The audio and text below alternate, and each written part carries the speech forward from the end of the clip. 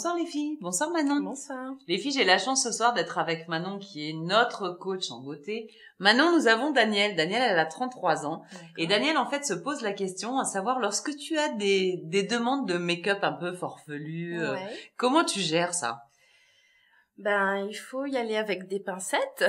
Mais effectivement, ça peut arriver, effectivement. Donc, une cliente, par exemple, qui voudrait se maquiller en rouge parce qu'elle a une robe rouge, tout simplement. Donc, lui faire comprendre que, mettre du rouge partout, c'est pas la mettre en valeur. Ça dépend le thème de sa soirée. Non, même pas, parce que le rouge au niveau des yeux, ça peut pas ressortir bien. Faut la mélanger avec une autre couleur, faut faire un dégradé, faut faire quelque chose. Éventuellement, après, si elle a les yeux verts ou la couleur complémentaire à ce moment-là et le rouge, à ce moment-là, on pourra mettre des tons de rouge à l'intérieur. Mais tout un maquillage rouge, c'est pas concevable, c'est pas joli. Alors après, le rouge à lèvres rouge, les pommettes rouges, non, c'est pas possible.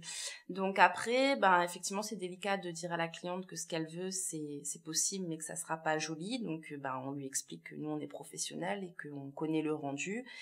Et qu'en faisant peut-être cette couleur-là ou ce maquillage-ci, ça serait beaucoup plus harmonieux pour elle, voilà. Et en général, ça se passe très bien et elle ressort avec un visage maquillé correctement dans le thème de la cérémonie où elle va. Et elle est contente, même si elle n'a pas son rouge sur ses yeux. Voilà. C'est bien parce que elle écoute une professionnelle. Voilà. Après, dans le même style, il y a aussi, par rapport aux sourcils aussi. Donc, il y a des clientes qui arrivent avec des photos de mannequins, donc des photos qui sont souvent déjà retouchées, où les sourcils sont déjà maquillés. Et donc, la cliente qui a très peu de sourcils, par exemple, comme Stéphanie, j'y reviens à chaque fois, elle vient avec des sourcils très épais et me dit, voilà, je veux ça. Donc, lui faire comprendre que voilà, qu'on n'est pas magicienne et qu'il va falloir y aller par étapes si les sourcils veulent bien pousser.